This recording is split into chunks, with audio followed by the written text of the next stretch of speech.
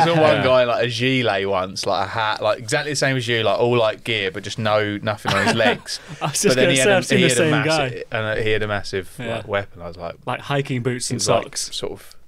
But then as we walked near him, he turned around like he was like a bit nervous. I was like, why get all your kit off and then be weird about it? Well, it must be. Yeah, I don't know. It's not my style. Who knows? You're going to lead us in with one of your special tunes, yeah? Or an ad for QU. This is brought to you by QU. Fucking QU, man. Oh, I'm so warm today. I've got this new hoodie from QU. I will get sponsored someday. It's the best gear ever. I love it.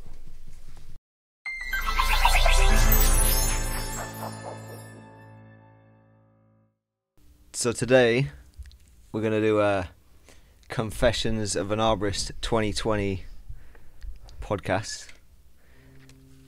We're going to do a round table.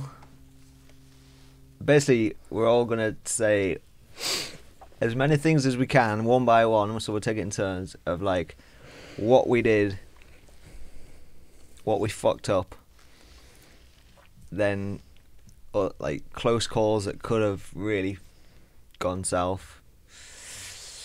And if we get to the end and we're like, right, I can't think of any more, then whoever we're working with can say, oh, I remember you did this, you did that. No, so basically there's no hiding. You may as well say what you did and why you did it and why you shouldn't have done it. I feel like Tom's going to get off pretty fucking lightly on this one. Yeah, I haven't done much. He's just going to be like, you did that, I did that. Yeah. And he's got a get out clause as well because he's only just started. You. But so I'll go first. I think you should. Please. So do I. Yeah. So I'll start on one of the first jobs of the year, one of the first jobs that Conor and I worked with. It was a spruce tree we were doing. Was it, how many jobs had we done by that point? That wasn't the first. It was like the first week. First week. Yeah, maybe like the second or third job. I think George had just left for Vietnam. I think that's why I was working with you. Right. And I was like, yeah, maybe it was this. It could have been like the second day. So we didn't really know each other. No. Very well. Like we'd met a couple of times prior, just in a local supermarket. Yeah. And then, yeah, we'd worked maybe a couple of days, and so we had this spruce tree. It was like 40 foot tall. Yeah, even if that, yeah, probably 40. But it was like it'd been uprooted a few years previous, so it was like on a major lean, and like the kind of part of the root system was, you could see it had like pulled out of the ground, but it hadn't completely let go, and so this spruce tree was like a fastigiate one. It was like really tight, but it was so dense and so really heavy. So I said to Conor, right, the way we'll tackle this is we'll kind of got it with a pole pruner, chainsaw on a pole, just stripping all the branches, and then we'll get on the ladders and strip it, because we couldn't climb it. It was so like, it was leaning so much and there's so much weight. I was like, you just can't climb it. It's kind of not possible. So we'll strip as much as we can, try and get all the weight off. Then I'll throw like a pull line, kind of like, did I throw a pull line over the top, or did we just put it like halfway up? So? No, it was basically over the top, and then put like a 4-to-1 on it or something like that. Yeah, I had the 5-to-1. 5-to-1. And so I put the 5-to-1 against the lean, and then I was going to put the face cut directly towards the 5-to-1, but it still had a heavy lean, still quite a lot of weight on it, and it was leaning over like the neighbour's front garden. And last minute I decided, right, I won't put the face cut towards the 5-to-1, I'll put it slightly angled more towards the road, but then we'll still pull it back away from the neighbours. And then and me and Conor were on the headsets talking, and I was starting to put the back cut in, but basically as soon as I started to touch it, like we had so much tension that we'd both got on the 5-to-1, cranked it, like we'd seen it like pulling towards us, like we're like, right, we've got a lot of pull on this. And as soon as I put the back cut in, the whole thing just collapsed. And luckily, with the amount of tension we had on, it kind of went straight down like the kind of the boundary line, but then basically, well, I not totaled the fence at the end, but because it landed on the wall first, which took most of the brunt and didn't damage it. But then there was like the black metal iron fence, and it snaps like two of the like arrow top shaped bits, the arrow off. bits on the top. Yeah. So that's the first one from me. Which I mean, it was pretty It could have went way pretty worse. embarrassing because it was like one of the first days we'd worked together. I was like, Jesus, that's Here he is, that climbing Arborist. that is not setting a good example of Yeah. what I. Well, So what should what you have we wanna done be then? doing. If you did it again? Made it even smaller, maybe. That's a good question. Actually. Could you not have? You couldn't climb it No, at all. no. Piece it down. It was a serious lean, wasn't Yeah, it? it was It was ridiculous. kind of growing up, and then like ooh, and then it was partially uprooted, like Oh, very yeah, obviously yeah. partially uprooted. So, and it, you know, when you get a spruce tree, they're just so dense, and you know how much weight that is. It's heavy, like, yeah. yeah, it's crazy. So And we did get a lot off it. We did we take got an awful we lot got of weight loads off off it, Yeah. it. yeah. Yeah. But But it was just such a lean. But yeah, I don't. What way would you have done it if you had to do it again? Because I don't know. Do you think there's? I think if I'd have put the face cut towards a 5-1, there was more chance the hinge wouldn't have kind of collapsed in the way it did. But then if we didn't have enough pull, then it could have gone even worse and It would gone have fell back to the towards the house. house. So Yeah.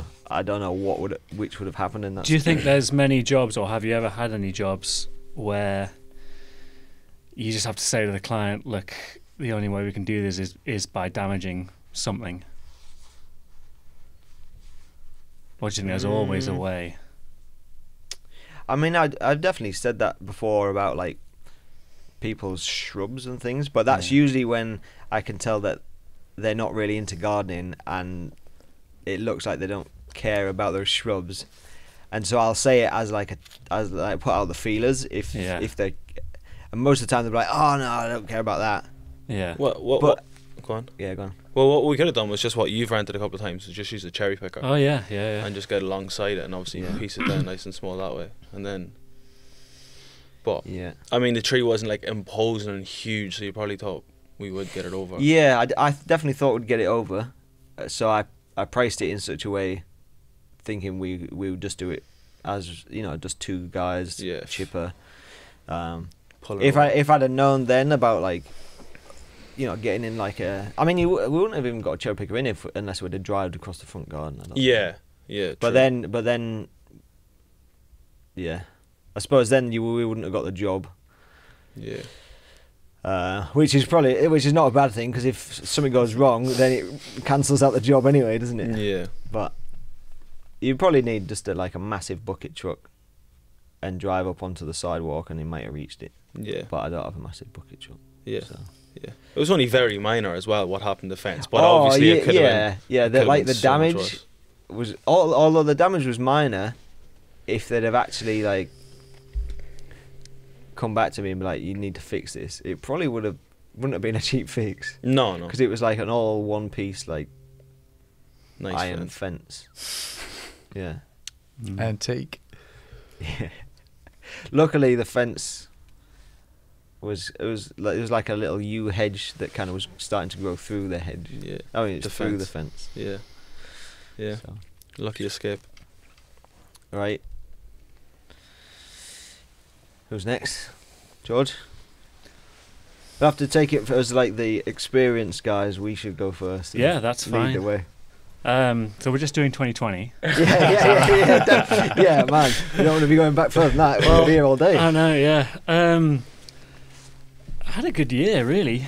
The only thing that sprang to mind was it wasn't climbing related, or even, I mean, it was barely really tree related. But we were installing root barrier. Yeah. Conor and I. I'm involved in all these bad stories. Yeah. Connor's got not nothing as- to do with he hasn't got the luck of the Irish.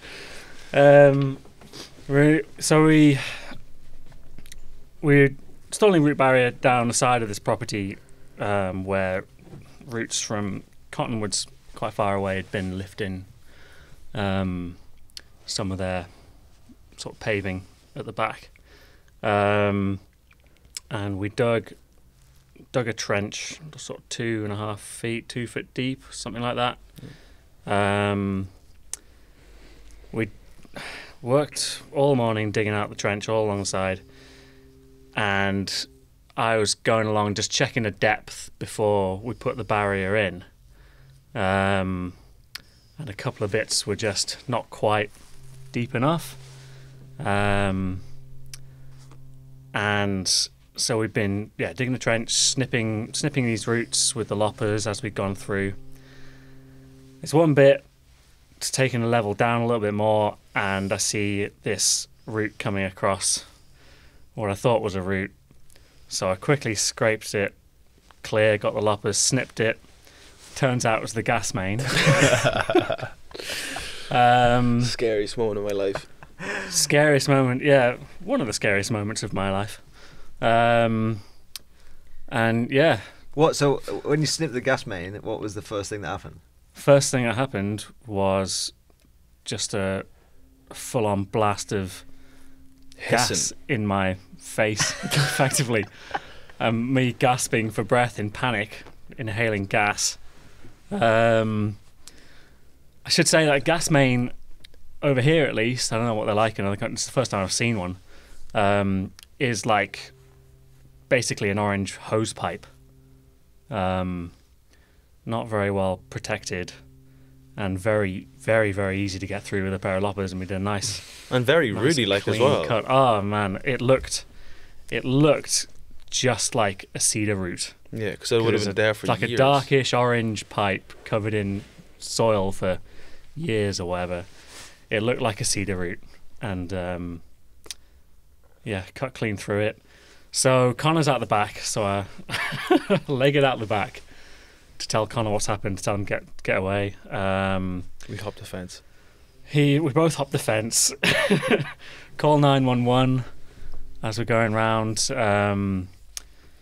knocking on neighbours' doors, getting them out. Basically pretty embarrassing. 2 fire engines turned up. Yeah. They sort of cordoned off the area, blocked the street. Fortis BC, the gas company, show up. They fix it. And then sort of within about 40 minutes or so, It was all. we were back to work. That's crazy. Yeah, it was... They weren't too. Once we had seen that they were all like kind of acting calm, we were like, "Oh, thank God," because we thought it was going to be way worse than what it was. They were all like, just another person cutting a gas pipe, I suppose. One more idiot. Just another tree guy. Yeah. But the scary thing is, like you said after it happened, that like you could have done that easily again, just for how similar it looked to like a root. Yeah, I mean, in my defence, when you get the call before you dig details and all that through, it doesn't stop you from digging. It stops you.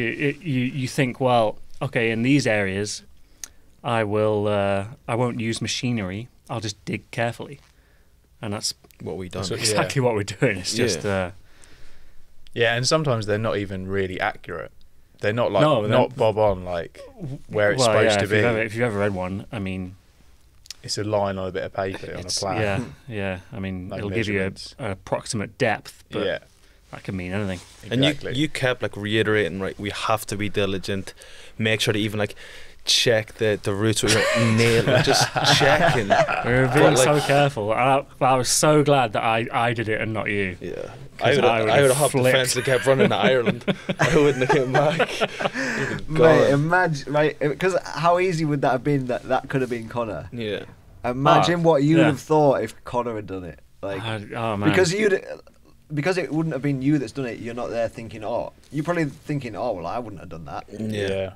And then you just like, fuck, Jesus, he's just screwed I my told business, him. and Yeah. I've got a bad name now, and all these people What going did the out in client the say? neighbourhood.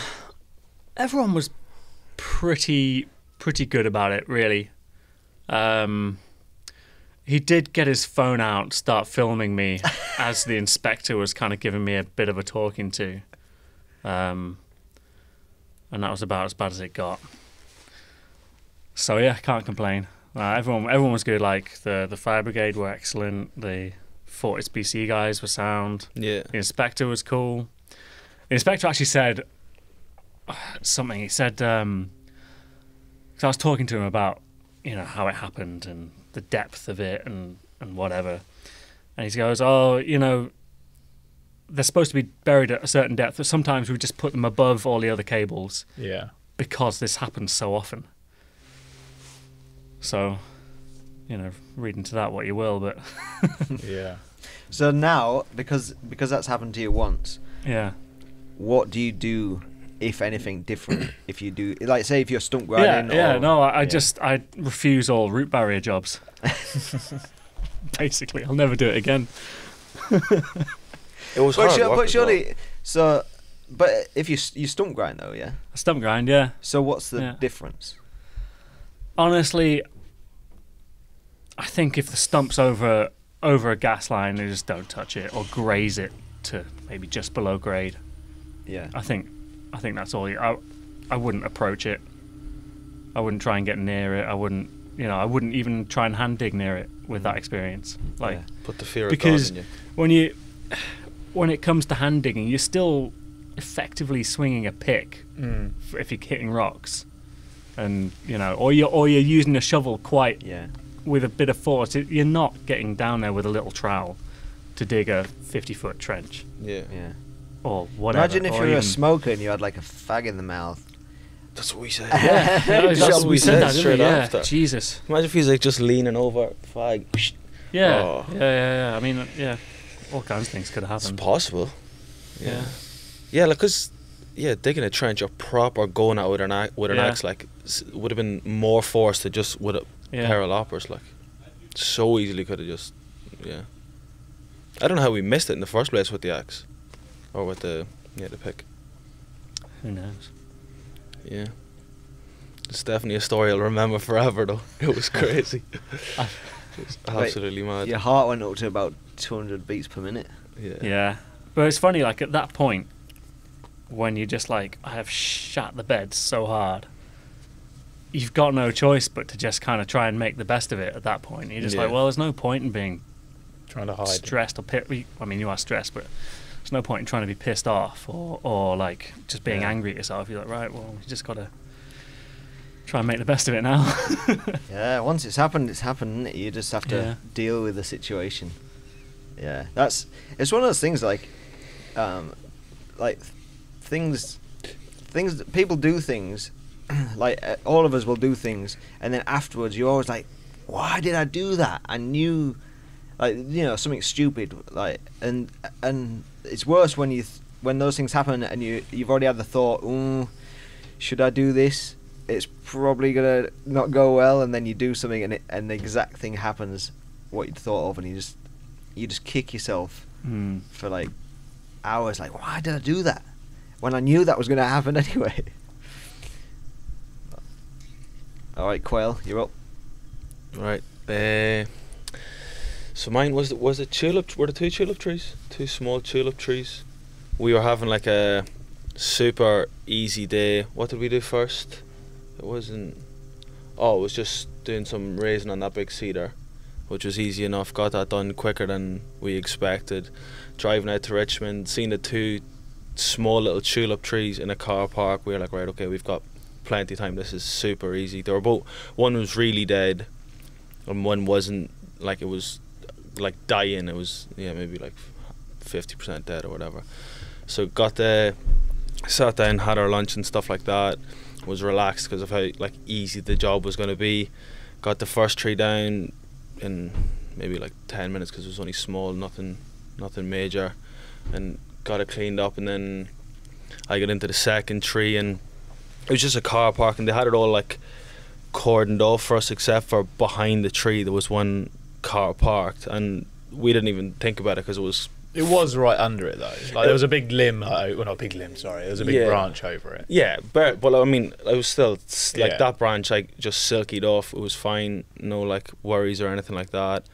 And then I went through the whole process. Just like, and then as I got to the top, bear in mind this is still only like 15 feet up. The tree wasn't big, but I had noticed, but never like really thought about it. Every time I was cutting like a branch or anything like that, because the tree was dead, the bark was like super stringy, and it was like, almost like coming off, but it was still hanging on. It was real like stringy. It was like rope. It was like So I don't know if you can see where it's going, but as I like knock out the small top, I'm just holding it and I'm about to push it over, and then the opposite direction of the car. Yeah, the opposite direction of the car, and then as it's going over, I'm like, fuck, and it just starts peeling down the side of the stem, just holding on by like a tiny bit of thread, and then it like swings back in and like nestles itself up against the side of the car. It's only small, so nothing happened, thank God. I like the way you say nestles. Yeah, because it wasn't bad. Thank it makes God. it sound like it really got cozy up against the car. It did. It just polished the car a bit more, right? I don't understand how it could have, if it was like maybe half a foot lower, it could have went through the back window of the car. It could have, if it went more like a horizontal, could have dented the car, but it really did just kind of like drop onto its top, and then like the butt kind of like hit the ground, and then it went like that on the car. So it wasn't like loads of weight for it. And again, it wasn't even big. It was only like it was just as this old fella started to watch as well. Yeah, it wasn't. Yeah, but I mean, and then so many things went through my mind. I was like, that was so preventable. I should have just nicked the sides of the face cut to make sure it didn't peel. But it was so small that I didn't even consider it. It was one of them jobs where you're like, oh, it's so easy, nothing can go wrong, sort of thing. Like what everybody says, like when you get complacent is when bad things happen or whatever. But like, I should have just cut the sides. But I never even thought, because I thought it was going to be so light that I was just going to push it, and as it was going over, give it a little toss, and it would have been fine. But could you have snap cut it, maybe step cut sort of thing? Yeah, potentially. Yeah, potentially. But I just... And you did like cut all the way through it almost with your silky. I finished it with my silky and everything. I was like, I never even thought. But again, like I was saying, the bark was like a string. I just... Was there any other branches that you'd done prior to that top that were big enough that had done the same thing, that had like held on by the bark? Like, no, because I was doing it all almost with a silky basically, or I was just snap cutting the branches. But on the other tree, the one that was like 100% dead, I had noticed that like the bark was just like completely peeling off the whole entire tree. So like, so there was not like there wasn't any branches or anything that you'd taken off that gave you the sign that would even happen on the top. On that top? No, because I was doing them all, but I was just undercutting them with or side cutting them with the chainsaw, finishing them with the silky, and then just tossing them out. But on the first tree, there was a couple of signs where, because there was nothing underneath, where I was just kind of like, just putting it in a little face cut or whatever and pushing out branches, and maybe they held on once or something. I can't really remember, but I mean, it's just I should have just put in side cuts and that wouldn't happen, or I should have just step cutted it. But it was just so small, again, complacency, because it was easy. I never even thought that was going to happen. Yeah, but you got lucky, because I got very lucky. There was no damage. It was a BMW as well. I would have been fuck. Yeah, it could have been so much worse. But again, it was just my own fault. Just I never even thought of putting in step cutting it or putting inside. Like, I don't know. We had a chat the other day, didn't we? When you were up that Locust, about like face cuts and like how open to have them, how closed, and like like a more like a shallower face is gonna jump it, snap. It's gonna close up and leave its hinge quicker. Yeah, and then I don't know, likely head more down that side of the tree rather than I don't know. I don't know what he did, but like it's interesting. It's worth touching on. Like a more open face cut will cause a piece to hold on more and then swing back in towards the stem and potentially do that a bit more. Yeah. Like a step cut is effectively like a really shallow face cut. Yeah. And it's always going to leave. But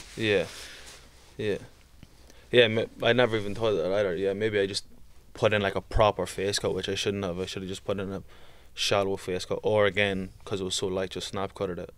And then I think because it was so small, such a small little top, and a pretty small tree in general anyway. It is one of those things, isn't it? You're like, oh, it's you a just small don't tree. really This will be easy. I'm only 30 foot off the ground, like so.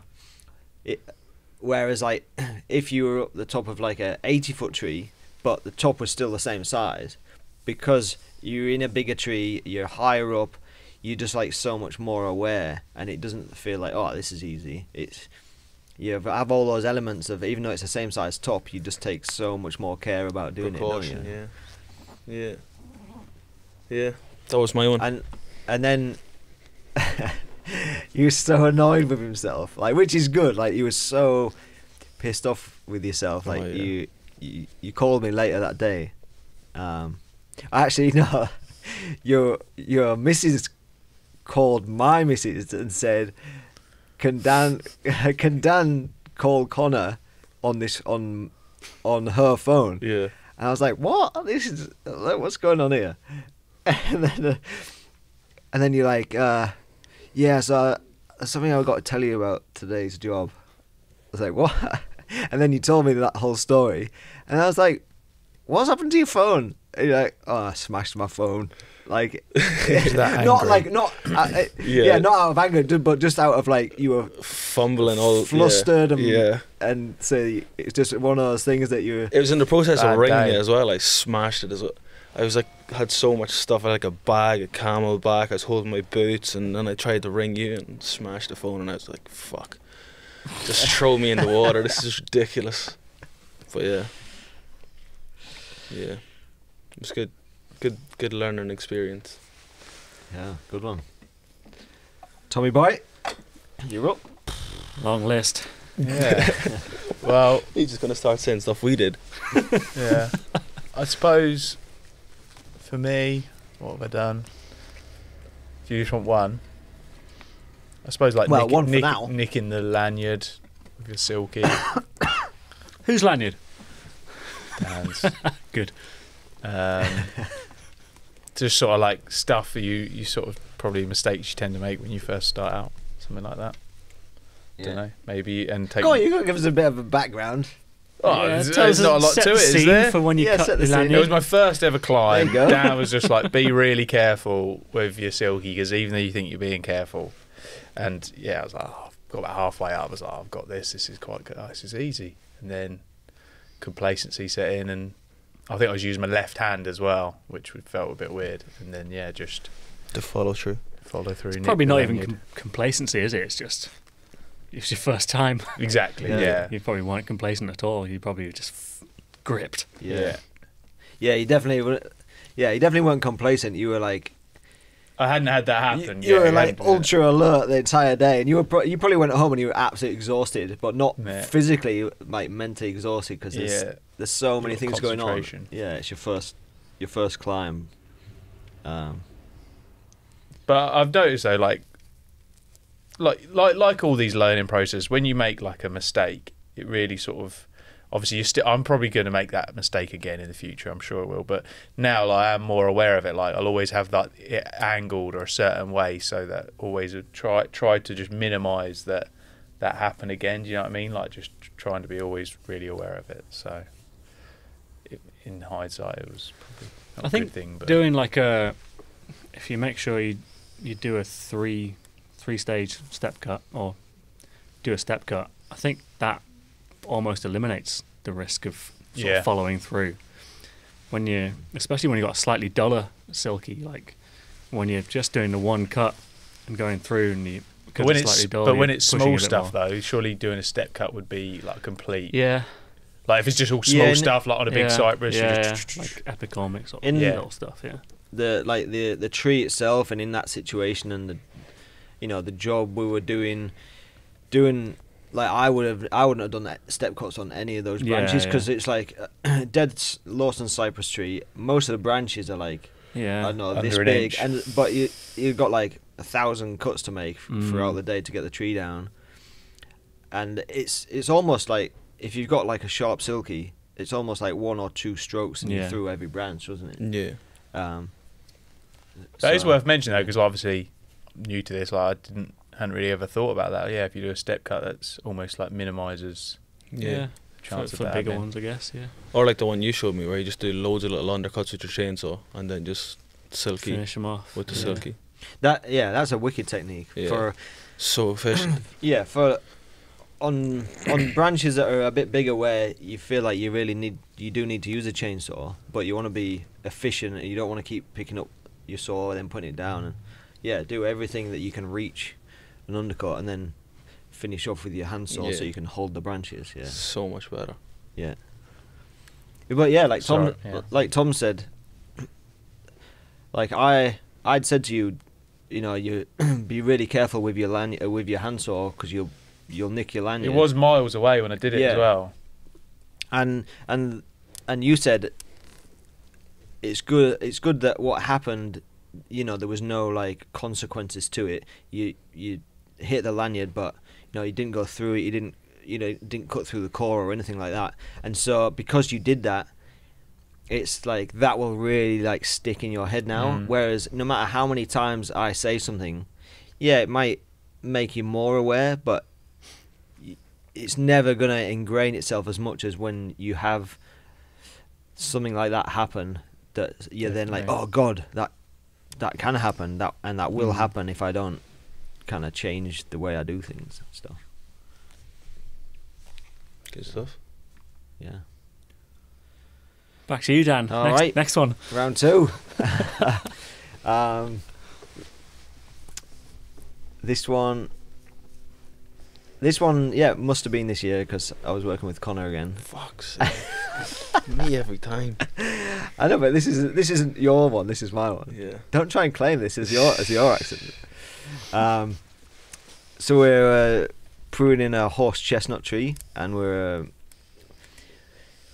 pruning it like quite extensively, like, because we had a couple of stems that we were taking out completely, because there was so many stems of this horse chestnut, and we were pulling it back from over the garage and away from the house, and so there's some decent sized bits to come off. So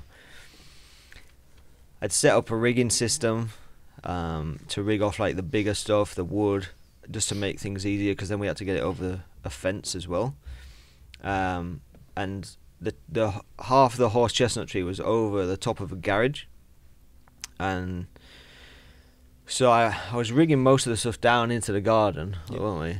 And then a lot of the smaller, like really tiny branches, I was just like hand sawing off and chucking them down into the garden. And then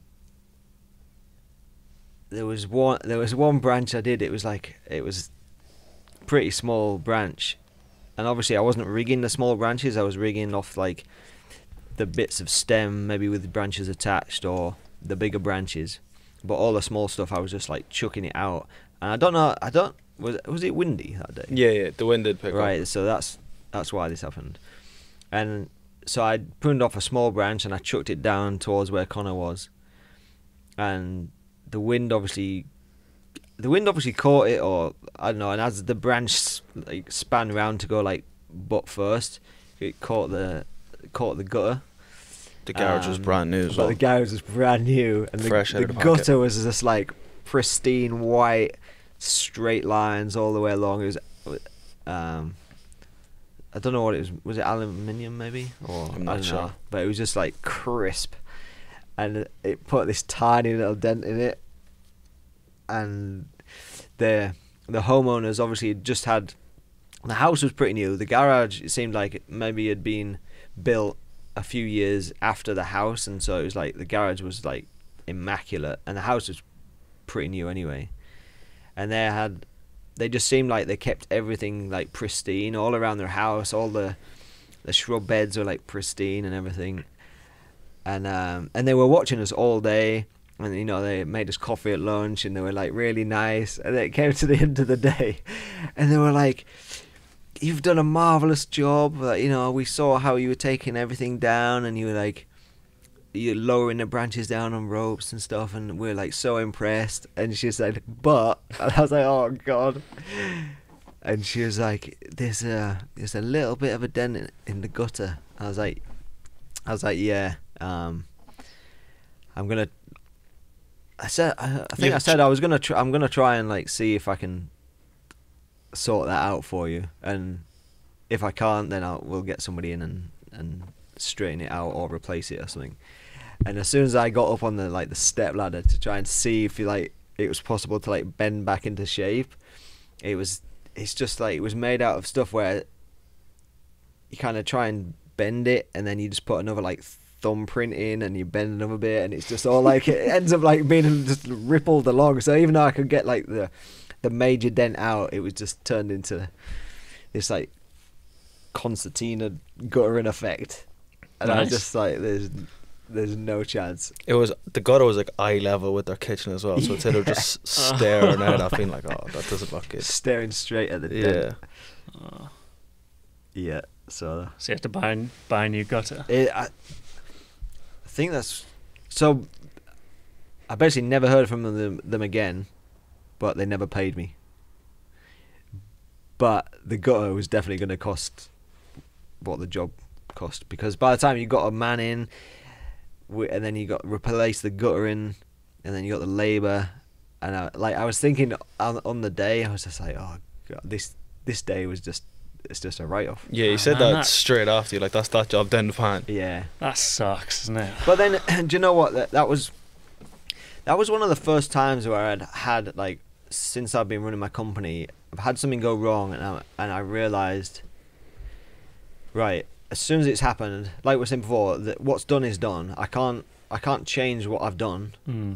All I can do is, like, going forward is how I deal with the client. And so, I had to like put the frustration aside and put all that aside of like, oh, this job is a write-off or whatever, and like try and do exactly what it would take to make the client happy, so that, because at the end of the day, you don't want, even if something goes wrong, they can still have like a good you can set a good impression of yourself, like how you deal with something.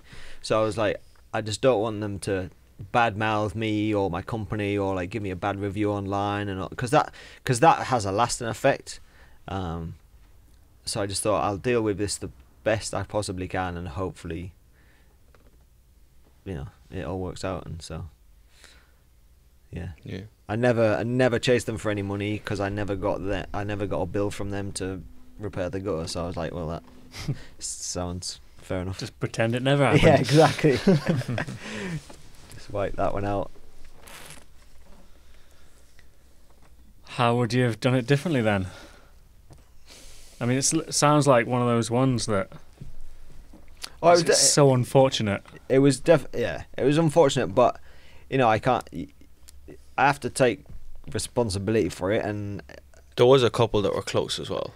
Yeah, and maybe we were just missing it. Maybe a couple that had gone close to the garage, I should have then thought, right, I need to change like tactics here. I need to either choose in a different area to drop them in, or I need to. Could you protect the gutter somehow? Or? That's what you said. Plywood. Yeah, we should have put plywood on the roof. We could have put plywood on the roof. Yeah.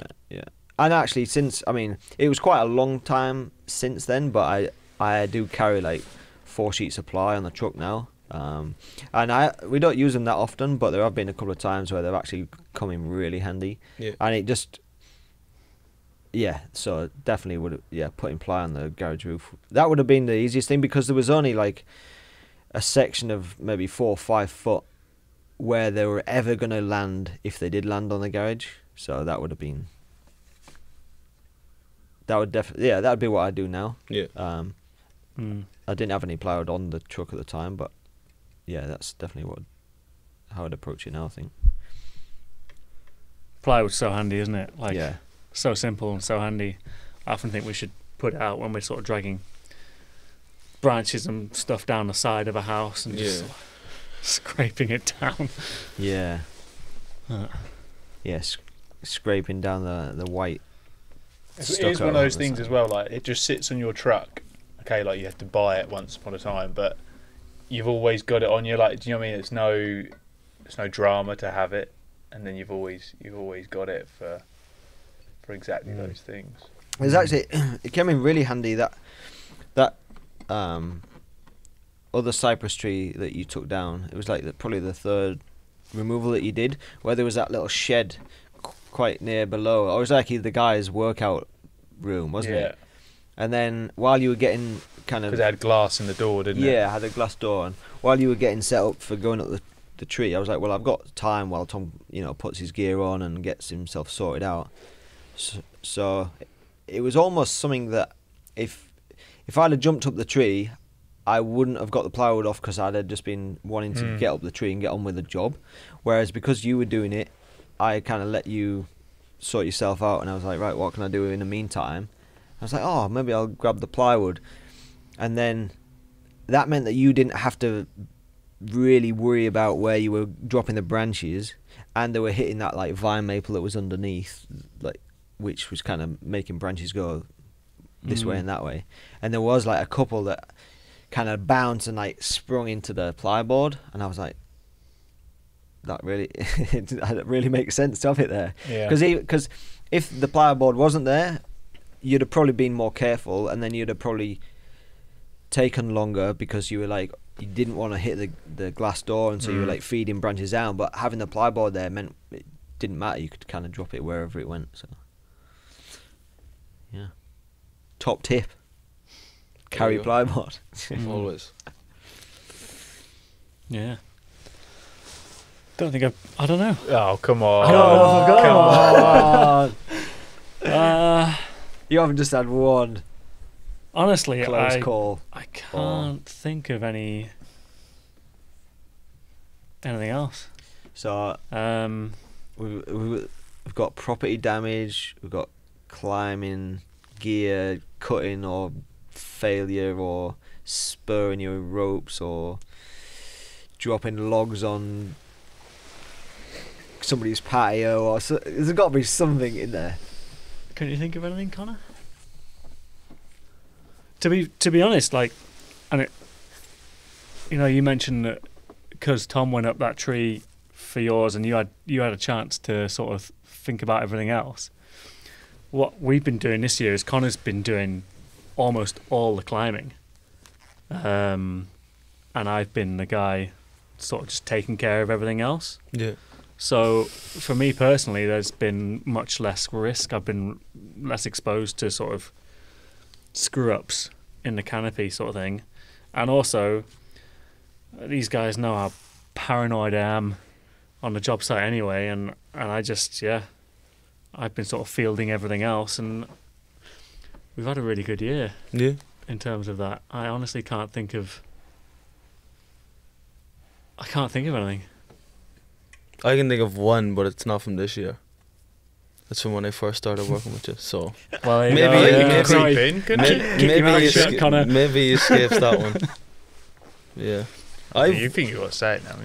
No, not Go necessarily. on then, let's have it. Yeah. Okay, right. We were working in North Van. It was probably my biggest removal to date, and I was taking ages. Remember the Douglas fir in the back garden of the people's house that we've done a couple of times? Yeah. And I was taking too long, and I was rigging, but it was like maybe my first time like double block or not. Yeah, just rigging down pieces of the chunk, and then maybe it was just because I was taking so long. We were like, fuck this. You jumped up, and then remember you chucked down the round that like hit that person's bank, and the little sign slipped out. Destroyed their sculpt. Yeah, their sign, didn't it? Yeah. I think that was. Yeah, it was about to get super late, and I was just taking way too long. So I reckon. I think yeah. The faff of you wanting to set up a rigging and all. I was feeling the pressure of the job. Yeah. Which because it was taking longer. It was taking a while. Yeah, and it was harder than I thought it was. It wasn't. I wasn't putting on Conor. I mean, probably in my head at that moment I was. Yeah. but it wasn't Conor's fault. The actual. And I got up and then just I was getting up and rushing and thinking, right, I've got to crack on with this, and And it was compounded by the fact that the client, was literally stood in the yard, really not very far away, watching for hours. The whole job, in the rain. And yeah, I was rushing. It was on. So it's a Doug fir, previously topped. I don't know, probably 60 centimeter DBH or whatever. On the side of a bank down to the backyard, which was flat, to the client's house, and on the side of the bank, the client had an old carved wooden sign from a school, his days as a school principal or something. Yeah. Which he was very Can't fond be of. replaced. It can't be replaced.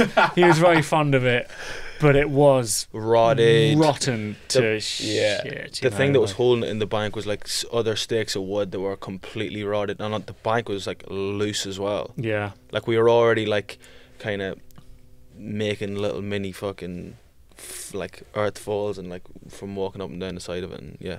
You can continue. Yeah. So I get up. Pretty stressed and just wanting to get it done, and I think we decide to sort of sod the rigging and just start chucking rounds down, trying to make a barrier for the rounds with rounds, stop them going down the bank and field it away from the house and that. And yeah, I think probably first one just no it was first or second took out the side. The first one went okay, and then the second one just took like an awkward roll and like hit the back of the sign, and then the sign just kind of got like a little bit dislodged. But I mean, they were better about it than I thought they were going to be. They were so nice. Yeah, and it did knock some chunks out of his sign, but he had it back up there when they had his back. Yeah. We've worked out twice. He had it back. Yeah, we've he worked had out it back on the bank, and regular clients. All's well that ends well. All's well that ends well. But yeah, I mean, added to the character of his sign. Yeah, plenty of character. But I guess the moral is, there's always another day. Really, like it just it doesn't matter. Yeah, because there was so much work to be done still by the time you got up. Yeah, because we were like also splitting the wood for him and stuff like that, and there was still like debris to be taken out, and I can see why you were like obviously stressed to get it done a bit quicker because it was already almost dark at that stage. So. Yeah, it was dark. It was getting dark. It was dark by the time we finished. I guess it hadn't long been working with you. No. And also the other guy, Tom, who was there, hadn't long been working with him either. No. A few factors. Do you ever feel like when you're rushing, or when something's maybe not gone to plan, and so you feel like, I need to speed things up? Do you do that, and do you ever feel like you're quicker when you like almost like starting to rush, starting to get not frustrated, but you're like, God, I can see this one slipping away, I'm not going to get it done, so now I need to work quicker? And there's different ways to rush, I think. So no, when I'm getting flustered, I never feel like I probably feel like I'm quicker in a moment, but then I don't know if at the end of the day I feel overall quicker. Probably not really sure. Then you can hustle. Yeah. To speed a job up. You can whip everybody up a little bit and say, right, let's just kind of crack on, take some bigger piles of brush, whatever it is. Yeah.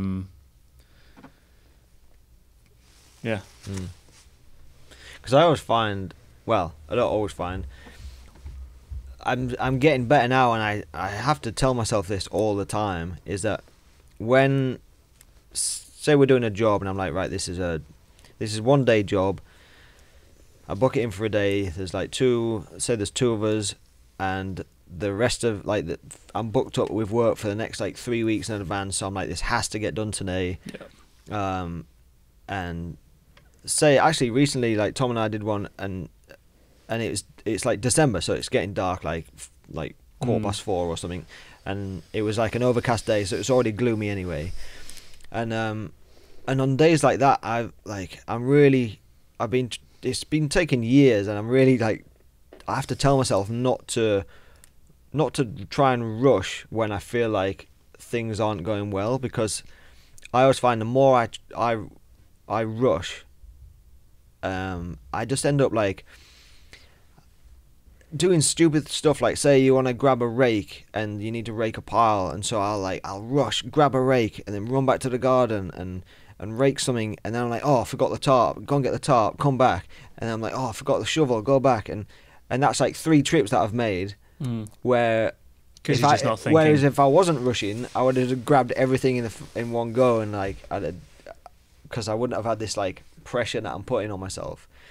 And I find that, especially when I'm climbing, and through everything, I have to tell myself all the time, I'm going to be quicker if I don't try and rush or put the pressure on myself. Because as soon as, even if you're climbing, if you're rushing and like you're trying to do something faster so that you feel faster, and it's like you said, you feel faster in the moment, because if you're like moving your body quicker and you're grabbing things quicker and like it all feels fast, but in reality, if you were doing things normal paced and you were more sure of every move you were making, you'd be way quicker. But you're just not doing it like sporadically and like that. Freaking out. Yeah. I found like same as you, it's taken years and years to sort of try and get the mindset better.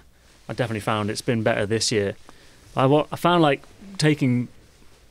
ironically almost, like taking breaks makes you quicker, makes you more efficient, and it's important for your mindset of the day. I find like I used to probably skip breakfast, work like hell through the morning, get the job sort of maybe halfway to almost done or what felt like it, and then maybe take a quick lunch, or maybe not even to take lunch and just kind of crack on and get it done. And you end up like, my mind's just like so busy with everything that's going on. You end up like doing the same thing that you were just mentioning, like making 3 trips when you should have made 1, and just like rushing around and starting one thing and not finishing it and starting another and all that. But I find like if we'd like just take a tea break at 10 o'clock and we just, everyone stops and we have a chat, and it kind of like, it just brings the level of intensity down, that you just sort of, you think about the job a bit better, and suddenly, I don't know, it just turns on its head for me. Like just having a bit of, just hydrating myself, having a bit of food or whatever, suddenly you realise like, the day is not against you in a funny way. You can just kind of go through your emotions and get through it. Yeah, and not be your own worst enemy, because I think that's what ends up happening. Yeah. You just end up like fighting the job and not helping yourself at all. Yeah. Which, yeah. We've spoken about water and stuff like that before, like not drinking water, not eating food, like, and then you're wondering why you're making mistakes, and then you're wondering why you're being frantic, and it's just because you want to rush the job and not help yourself. It's not going to work. Like, certainly as the person who quotes and schedules the jobs, one of my like worst nightmares is, it's not a nightmare, but one of my biggest problems is the thought of a job running over and running into like other days. Yeah.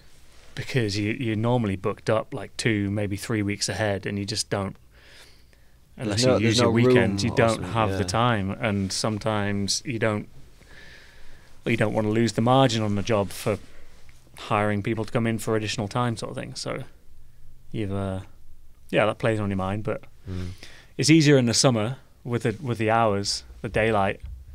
A long day.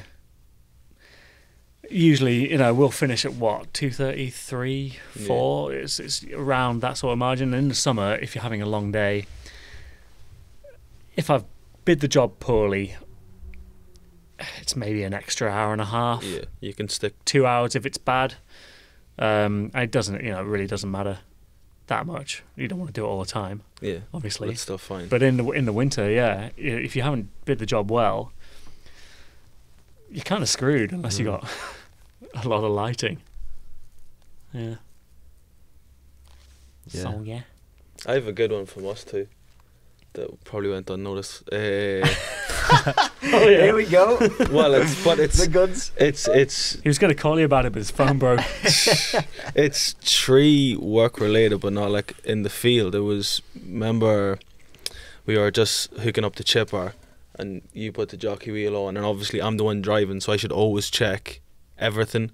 And because it was pitch dark and maybe we didn't have lights or whatever, Tom had put the jockey wheel on, but he had put the pin through it when the jockey wheel was still like on the outside of being in where it was supposed to be, so he didn't put it like in through like the clamp or whatever. He just put it, so the jockey wheel was sitting on but not clamped. And we drove to like a gas station maybe 25 minutes or half an hour east, and then we got out in field, and I had like looked at the chip and I was like, holy shit. I was like, the jockey wheel's not on. Like, it was on but it wasn't on properly, and I was like, if that had to like come off, we are going down the motorway at like 80 kilometers an hour, if that came off and smacked the car behind, like, that is game over. Like, that's as bad as it can get. So Who's chipper? Danny Boys again. it was me. Yeah, well, that's entirely my fault though, because regardless of who puts it on, if I'm driving and I don't check the chipper, like, which I do now, That's obviously. a good point. Yeah, like I mean, technically it's driver's responsibility. Yeah, absolutely. So yeah, but like, I mean, after that, then we just, whoever hooks it up, it doesn't matter. Like, I'll just check it regardless, just because. Yeah. It's weird as well. It's one of those things, you know, when, say, if like I come and I'll check the chipper's been hooked up properly, and like one of you two is like still there, like doing stuff, and I'll check it.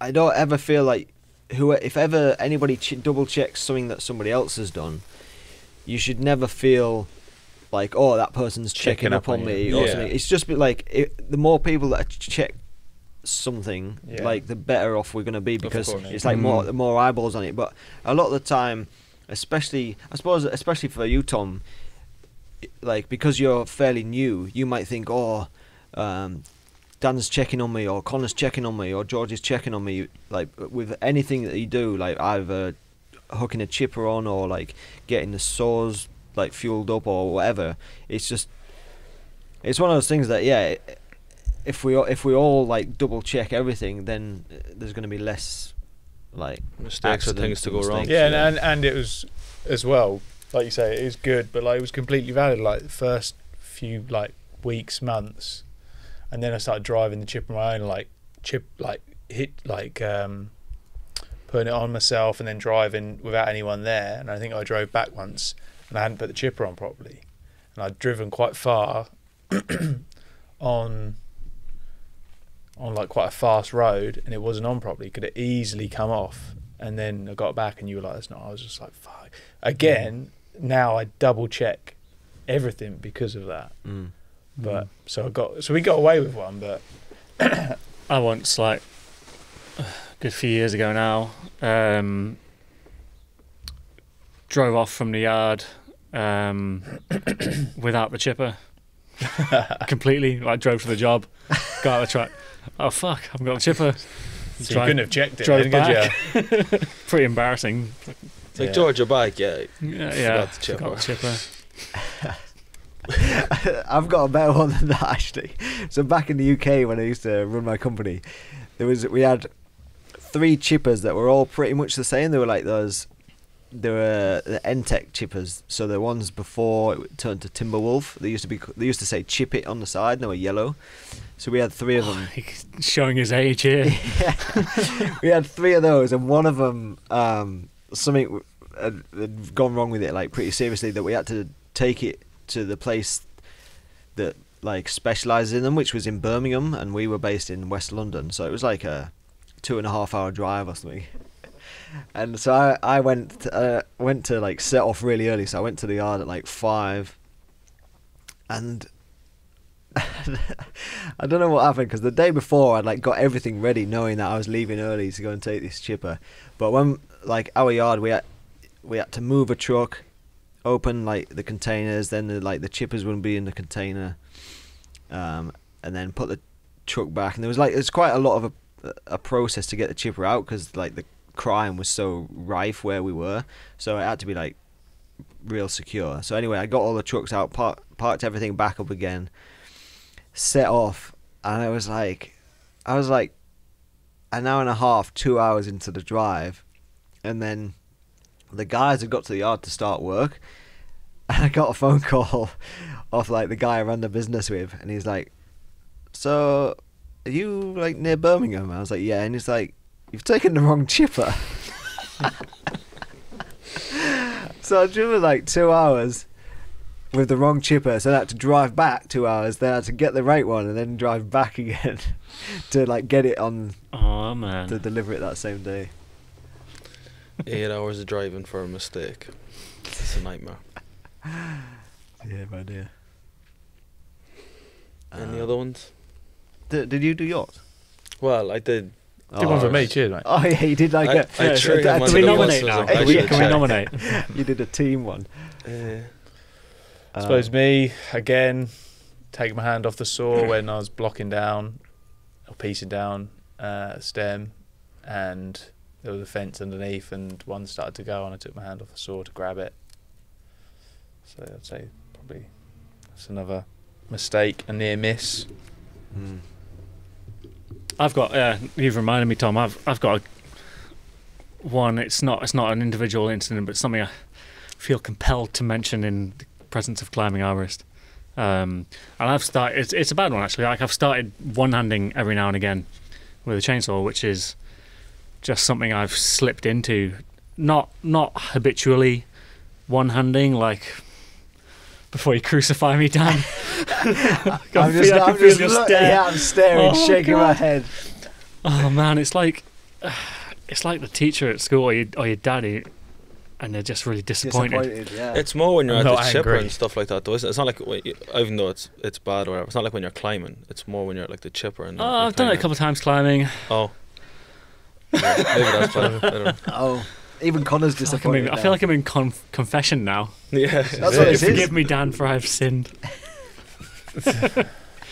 Yeah, so that's something I've got to knock on the head, and I don't know. Maybe we should. Why are you compelled to do it? Why? Good question. I want to say speed, but it's not speed. It's just laziness. Yeah. Nice. Because, yeah. Yeah, it's This just is the honesty circle as well. No, it's good. That's good that you said that, because no matter how you think about one-handing a chainsaw, and I don't want to go down this road anyway, but it is nothing but laziness. I don't feel like there is no reason that you need to do it apart from being lazy, really. And also, you've got until now with not doing it either. Like you've always not one-handed, so like it's obviously not like skill or anything along those lines. So. And the really shit thing is, if I saw you doing it, I'd give you hell. So I can't, I can't give you shit now. Yeah. Do you find that like from your perspective, like you can't be hypocritical, you can't tell people? Yes. Like, I mean, it must be quite difficult sometimes. It's worse for Dan. Definitely worse for me. Yeah. Yeah. Oh, I've actually a good one. That was something I did, like not dangerous or anything along those lines, but we were working in Lions Bay. It was lashing rain. Me and Tom were like kind of hedging the tops of like Doug firs, and then I had to go up and cable like a pretty big Doug fir. Remember?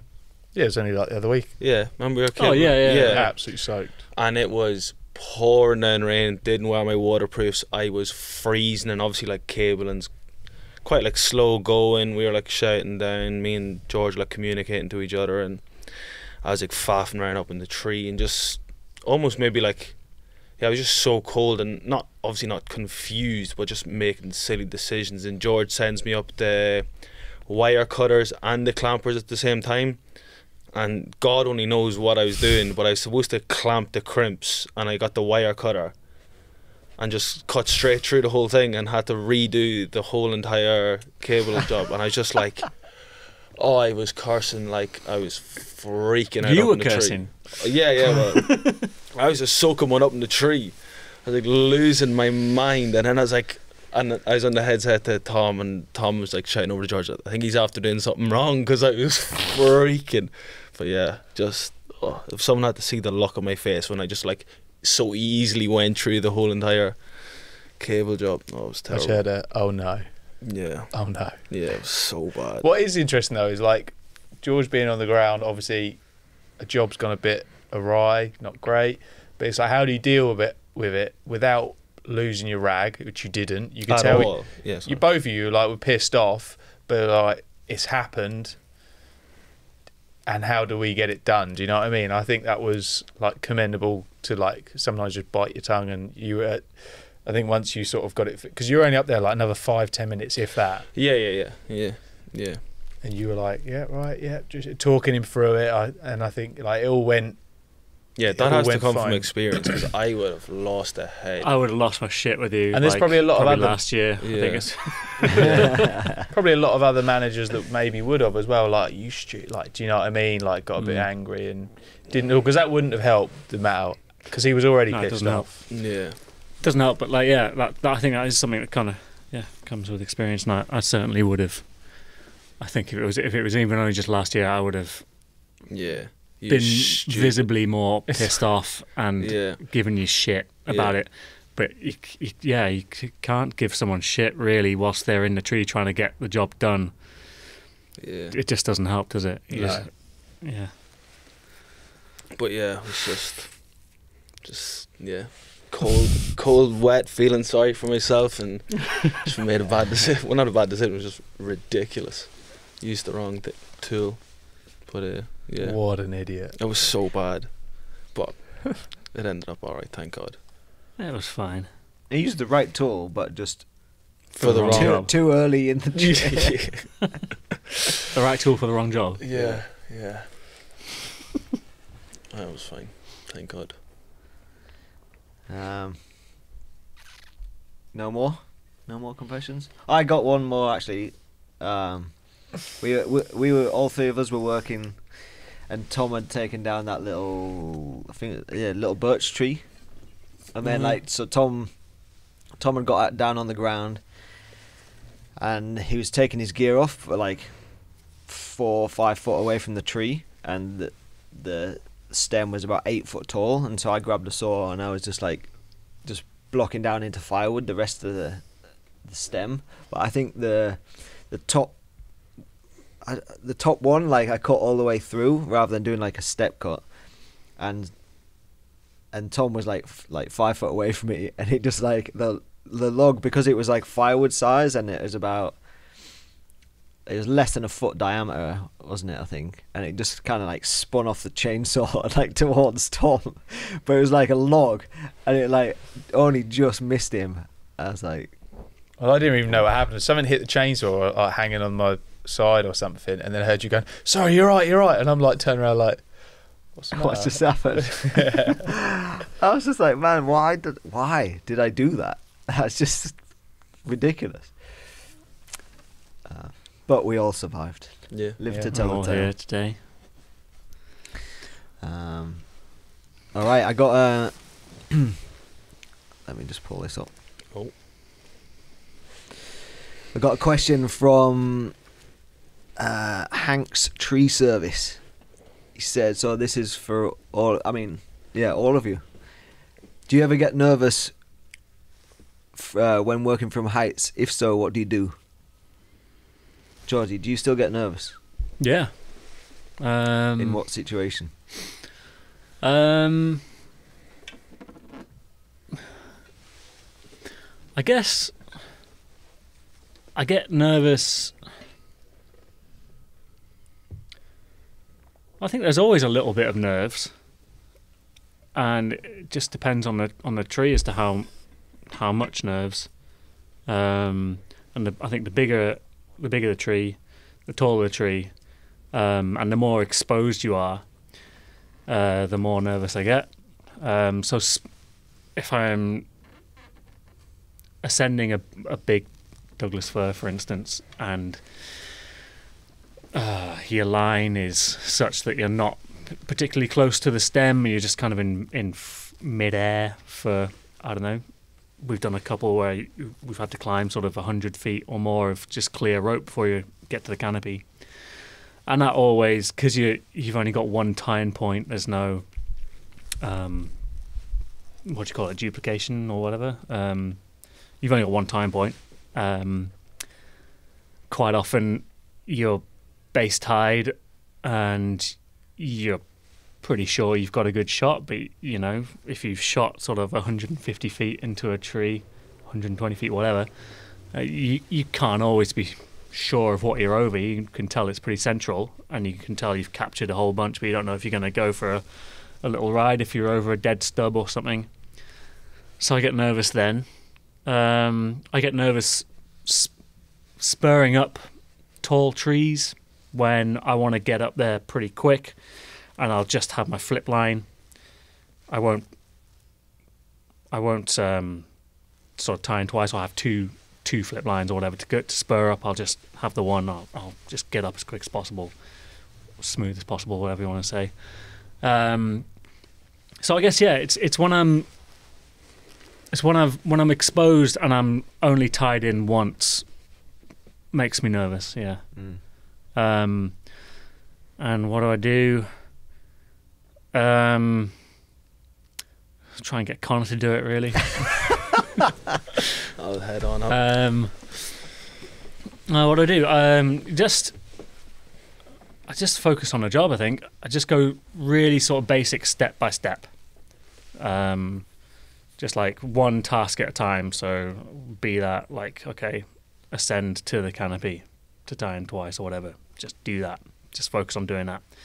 Or if it's spurring up an exposed tall pole, it's just, you know, what do I know? Like smallish steps and flip, a couple of steps, flip and just get into a rhythm sort of thing. And it's just, it's just trying not to think of what's going to go wrong. It's focusing on, the job and one little task at a time. And if it's something particularly scary and I'm just unsure of myself, then I'll think back to sort of training situations or a video or something I've watched of how to do it, and I'll sort of I'll rest on that. So I know like earlier on in my career when, you know, I was probably scared a lot more than I would be now, and it's things like, I don't know, taking a top, then I'd know to go small, go higher and take a smaller piece. And just thinking about those things that I'd been told or knew from training sort of puts your mind at ease a bit more. Yeah. Nice. Quail?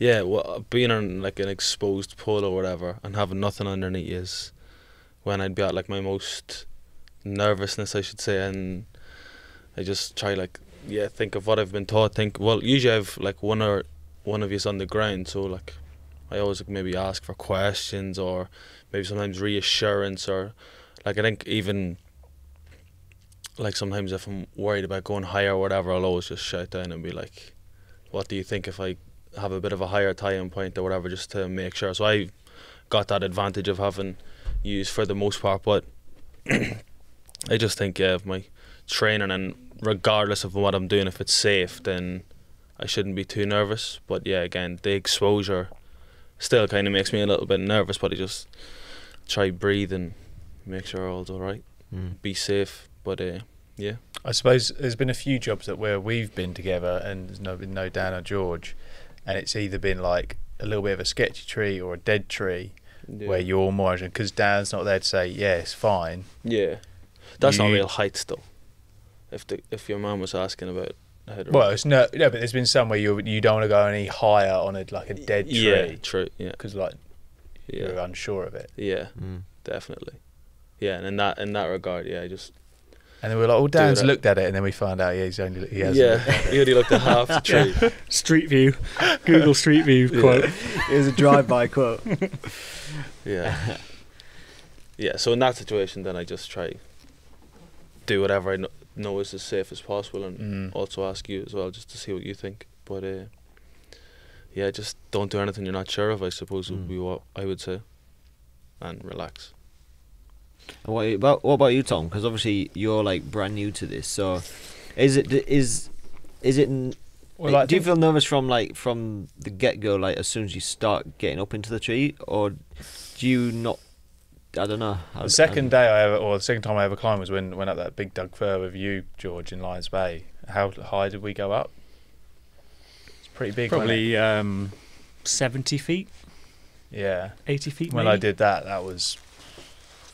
That was with no limbs underneath you as well. That was frightening. But I had a really high time point on my main line, and any time I got like scared being on spurs, because obviously I haven't been on spurs much, I just sat into like the main line, felt my harness, and I was like, oh, I can't go anywhere. And I felt that was like really reassuring. Then I could, and again, do what you did, small baby steps, just concentrate, just focus on the task at hand.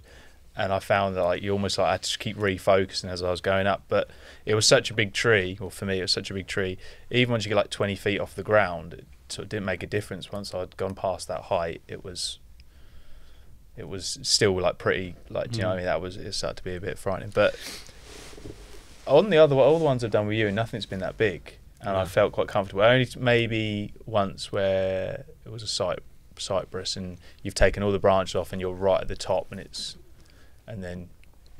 but even then, I don't think I found that too nerve-wracking. But I did when I went up that Doug Fir.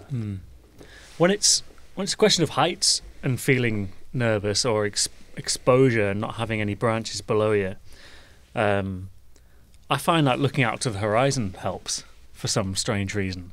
Not down. Not looking down. Yeah. I mean, you do look down. You have to look down. But in that moment when you it's always, for me anyway, it's always pretty early on in the job when you've got the nerves. You're just getting started, and you've got a lot on your mind and whatever. But once you're into the swing of the job, the nerves, for me at least, always disappear. But yeah, when I've just got up and you're kind of, you're getting the feel of the tree sort of thing, and you're exposed and its heights, and you're like, ooh, fuck, forgotten how to do this or whatever. I just looking out for some strange reason, looking out the view, looking out the horizon, I just think just kind of well, for whatever reason settles me in a bit. I feel like it's just experience, isn't it? That the more you've done it and the longer you've done it, you just become more comfortable with everything, because it's just repetition. Like, the more you do something, you become comfortable, and you become comfortable in like your own equipment, your ability to like judge a tree, and then with experience you've seen more trees in more different states of health and stuff like that. And the ones that get me is like when it's a tall tree and it's really windy and I'm like whipping around. There's sometimes I get those where I'm like, when you said you don't think of like the worst case scenario, when it's really windy and I'm like whipping around in the top of a tree, sometimes I just think of it, when it kind of like almost like recoils and goes back the other way, like the top you're in. I just think, imagine if it just kept going and just didn't go back, and then just like like snapped out with me at the top. And then I'm like, no, I don't think that. I don't like. To be honest, I don't get nervous too often. It's mainly if it's like a really compromised tree that I'm climbing, and that kind of gets me worried, like, because it's just so unpredictable. But if that's the case, maybe I'd think about doing it a different way. The one time that I can remember that I got like pretty nervous was when we climbed the Big Lonely Doug, which is this old growth tree in the middle of like a clear cut like logging area, and they just left this one tree. And because how we were saying about if it's where you're exposed, like climbing Big Lonely Doug, there's the first limb is like I think about 150 feet up, and then above that there's a bit of space before the next kind of branches, and just being dangling like above the ground with nothing below you for whatever reason, like branches below you make you feel more comfortable, don't they? Yeah. Which is why I would never want to do rope access work. No. Coming down off a tower that's like a few 100 foot tall and above a pavement. Jeez. Okay, and I got one more question. So that one was from, who was that from? Hanks_tree service. I got one more. Where is he? I'll find him in a minute. It basically was like, the guy was asking, how would you start a tree service? We'll set this one out. So no, I'm gonna ask you two, because for people that haven't started one, what like, I don't know, how would you do it? And then we can ask Georgie, as he's somebody who's already done it. If you were gonna start your own tree company, yeah, which you might want to do one day, yeah, what would be the steps you would take, and what do you think is important, maybe before you've even considered it or something? Well, before I'd even consider, I'd want to be like, have like quite a lot of years on my belt just to make sure that I can tackle most jobs and have like enough experience to actually know what I'm doing and to know what I'm talking about and stuff like that. But in regards to starting a tree service, I'm not entirely sure. Go small. Mm. I definitely would go small. I wouldn't want to like employ too many people or anything like that. Maybe just have like a truck and chip or something like you have at the moment, and then. Would you say small jobs as well? Because I think if you start taking on big jobs, big removals, then you need bigger gear, and I think like you don't. It'd be my perspective. You wouldn't want to have loads of outlay initially, unless you went to the bank, got a huge loan. I don't know, but so buying all that gear. I think when I spoke, was it one of you boys said, get gear as you need it. As you get a job and you need a bigger bit of gear, you sort of upscale and do it. That's the way I would approach it. Yeah. Maybe have a good network of people that I can call on, because you're not going to want people all the time, but you're going to want people for like the ground or another climber here and there. So I'd maybe try and establish like a decent circle of like people you could call on. People you could call on. Yeah. Having someone like Nadia to do all your business admin. Absolutely, you'd be fucking useless at it. That'd be important. Maybe take a course in computers or something. Probably having a phone that works. Yeah, that's true. Would be this isn't all about shitting on Conor, so this is about starting a tree work business. Apart from that, I don't know whether I could. I don't think what else I would. Yeah, because trying to have good workers like you obviously have would be quite difficult. You know what I mean? Good people are hard to come by. Yeah. But, yeah. You still haven't found any, have you? George is still lucky. Fucking unicorn. Yeah. I think that would be my most thing I'd be anxious about, is having people working for me. I don't know how I deal with that. And I don't know, this is maybe more of a question than how I do it, but I imagine when you first start out and you haven't got a lot of work, do you say yes to a lot of things that you probably wouldn't do now? Yeah, I imagine when you first start, you're like, yeah, we can do that. Yeah, I can do that. Yeah, I can do that. And you think, I'll do anything for money. Yeah. Exactly, because you just want to get it off the ground. You want to start getting some income in. Yeah. So I don't know whether there's.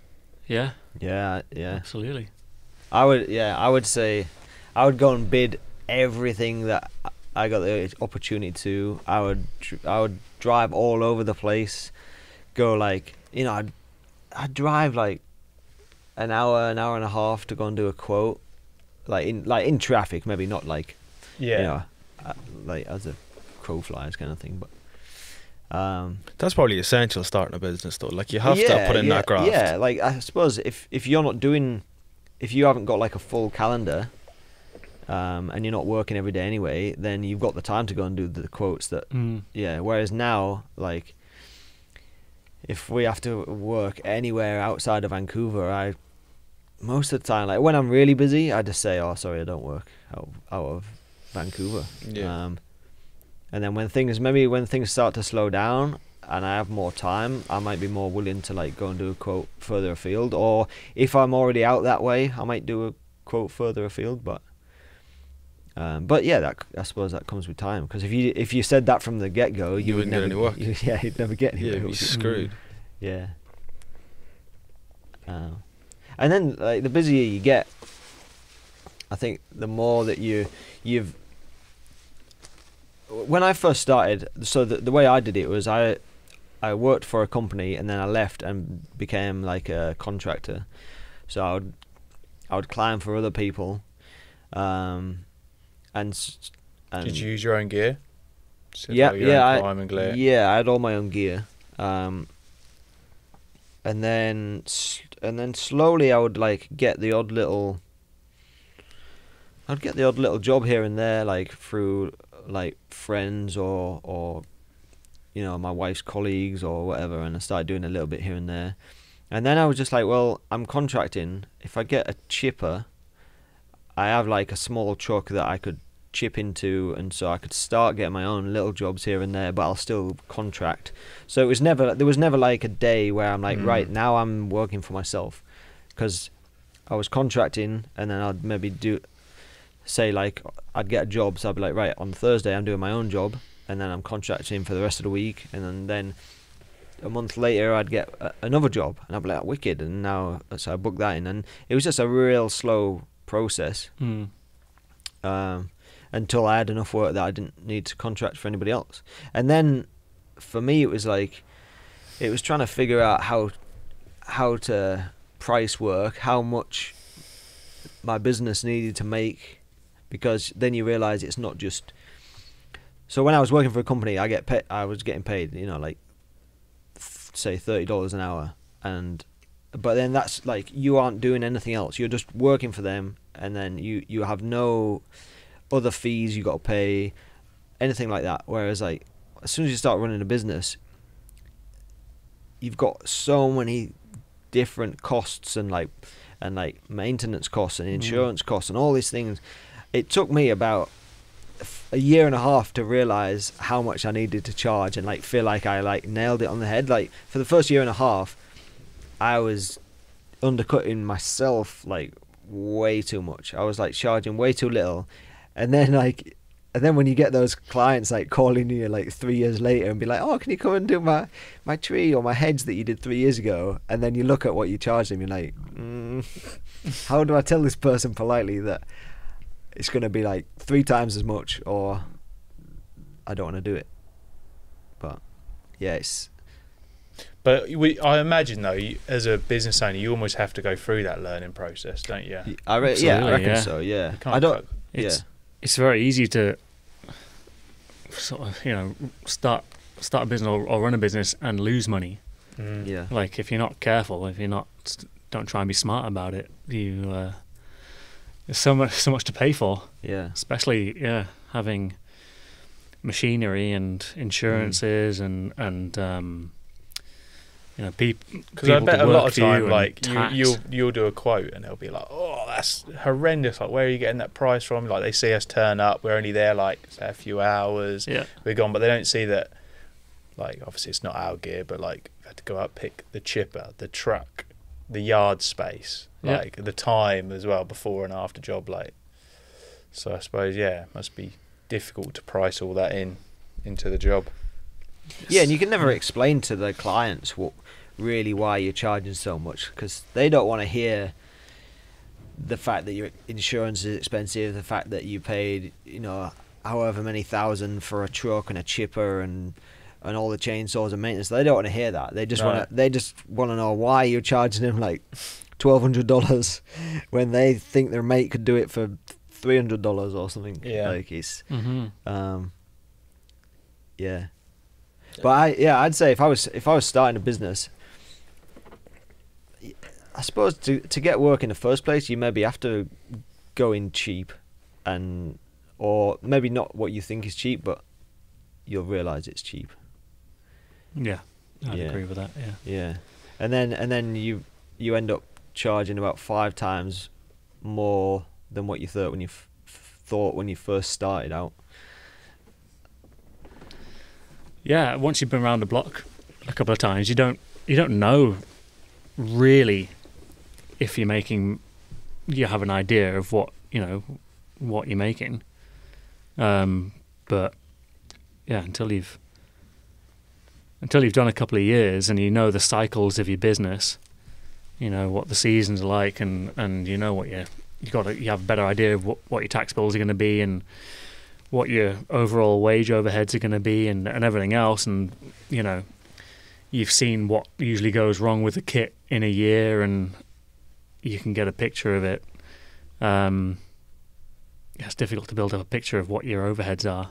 What about as well for someone that's thinking about doing it, purchasing big items, i.e. trucks, saws? Like, have you guys had any experience? Because I'm like buying second-hand stuff or like going and getting a big loan. Like, what would be your advice to people buying? I think people items? Like starting a business, like as an individual, you can do it in so many different ways, and people have different circumstances. And some people come from like a very fortunate background, and or they have, like, I don't know, say parents or someone who's willing to help them out financially, or they've got money from another business that they can invest in a new business, and they can go in and, you know, plow a lot of money into it, start off with new kit that's likely not to fail, or, you know, plow a lot into marketing and really sort of try and hit the ground running, if you know what I mean. But I don't think that's the case for most people. I think most people go into it with probably small amount of capital, in which case you're going to be buying secondhand stuff, old stuff. You might not even start off with a chipper. You might just start off with a truck and some basic climbing gear, and, you know, do it the hard way and sort of mash stuff down in the back with a chainsaw, and it's fucking hard. I know my cousin back home works like every single weekend, and all the money he gets from Nexers he just puts towards like building up, like getting a couple of saws for himself, and like eventually I reckon he'll have his own company, but like he works for someone else, then he gets his own Nexers, and what he gets from those he just starts to build up, and he's got loads of saws at the moment, so he must be doing quite well. But I feel like that's a pretty decent way as well. Just if you can put aside some income that you make every week towards your future, then obviously that's a good idea. And to buy like newer trucks and new chippers, if you don't have the capital yourself, which you probably don't, you've got to finance them somehow. And as an individual, as like a sole proprietor, I'm not really sure. You probably have to have an asset of some kind to sort of back that kind of financing up. And as a limited company, you've got to have a couple of years under your belt. You know, the leasing companies will want to look at your books and, you know, understand that you are making money to pay the installments and everything. Yeah. So you've got to have the base there, really. Yeah. So I'd say, you know, go small and go old. Yeah, I think. Well, I mean, for starters, I think you've got to have a few years of experience under your belt to start a tree business. That's the way I would see it. Like, you've got to know what you're doing as far as like climbing goes, as far as like tree pruning and like the theory and all that kind of stuff. Because I know there are a few people that just maybe come out of doing like a short little course, and then they just have this idea that, oh, I want to start my own business, and just try and start it straight off the bat. But I don't. Like, I would never have done that, and I don't understand how anybody can do that. It would take the right person and the right personality type to be able to do that. Cause, I think the right personality type is just someone who just doesn't give a fuck. Yeah, because the thing is as well, it's so stressful. You're going to have such a hard time if you literally don't know. If you were kind of very blagging much about your way the industry, and you're blagging, you're gonna get embarrassed. You're gonna break stuff. You're gonna break stuff. You're gonna price things wrongly. You're gonna manage people. Well, like, how long were you in the industry before you started it? Well, I mean, the funny thing is about that as well. Like, just going back to what George was saying, is that if you start a business and then you get employees to work for you, if you don't really know anything already, you're never going to learn anything unless you get employees that know like way more, and you can actually learn from them. Which, how weird would it be if you were working for somebody and they knew absolutely nothing, and you literally had to like teach them every day, like, and you were the employee. So I can't see how that could happen. But to what you were saying, Conor, I worked for about 5 years before I I bought my company in the UK, and then I ran that for 3 years, and then I came out here to Canada and worked for about 3 years for companies, and then started this one. And actually, like, another point on that is, when I ran my business in the UK, I used that experience to starting my business in Canada. I basically did it the exact opposite. Everything that I'd done in the UK and I'd learned, and I was like, I just didn't want the same type of business again. And so I basically, I started from scratch and started small, and knowing that I only ever really want to stay like a small kind of little like boutique kind of tree company that, you know, I don't want like loads of employees. I don't want multiple trucks and chippers. I just want a niche little, small little clientele that I work for every year, and, you know, that I can charge I would say like top dollar, like the money that I know that if I can charge that and they're willing to pay it, then we can really spend the time to take care of the trees, do exactly what needs doing without rushing through anything, without having any kind of pressures, knowing that we've got the time to do it, and then give them like the best customer service and stuff. That's like in the ideal world, that's how my business will look. And I feel like I'm getting there, and the busier I get and the more phone calls I can like take and like kind of weed out the crappy work, and you know, kind of almost start picking like the jobs I want to work for. That's when I'm gonna get to where I want to be. But I have no intention of running a business that's gonna have like, you know, like multiple crews, and I mean, I might change my mind, but as of now, I might change my mind.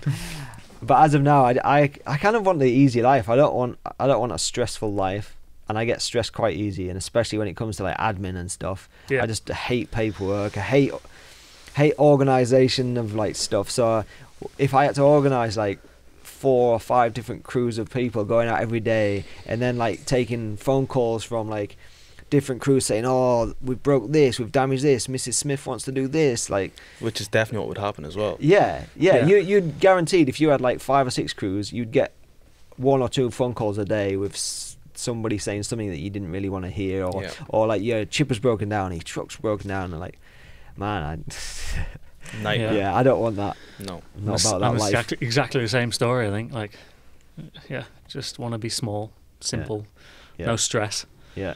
Stress is the big one, like. Yeah, stress is the big like one. will kill you. It will, and and also like it's stressful enough. It's stressful enough just being, you know, starting a business and being a small outfit is, you know, has all of its own stresses. I found like, each time you go around the block, those stresses you used to have become less significant or not even stressful, and there's new stresses. Yeah. But it gets easier as you go, I think. Yeah. Quayle and Wilson Tree Care, here we come. I get to be first in it, do I? Yeah. Oh, that's another thing. Like, I don't know. One of my old bosses told me like early on, like, never do a partnership. Yeah, I can attest to that. Yeah. Yeah. Partnership's the only ship never sailed, is what he said, which I've always remembered. I had a partnership, and a lot of people kind of like warned me, was that a good idea? And we're like, oh yeah, this would be great. We're both like really keen, and I suppose the reason we did it is because it felt like less of a gamble of like fronting all the money, so you're only fronting half the money. But then it just, I don't know, it would take a couple of special people to make that work, I think. All right, nice one. Merry Christmas, fellas. Happy New Year. Merry Christmas. And thanks for doing this, and hopefully there'll be 0 confessions next year. We shall see. Touch wood. Touch wood. Heading that way. Nice one. Cheers, boys. Good stuff.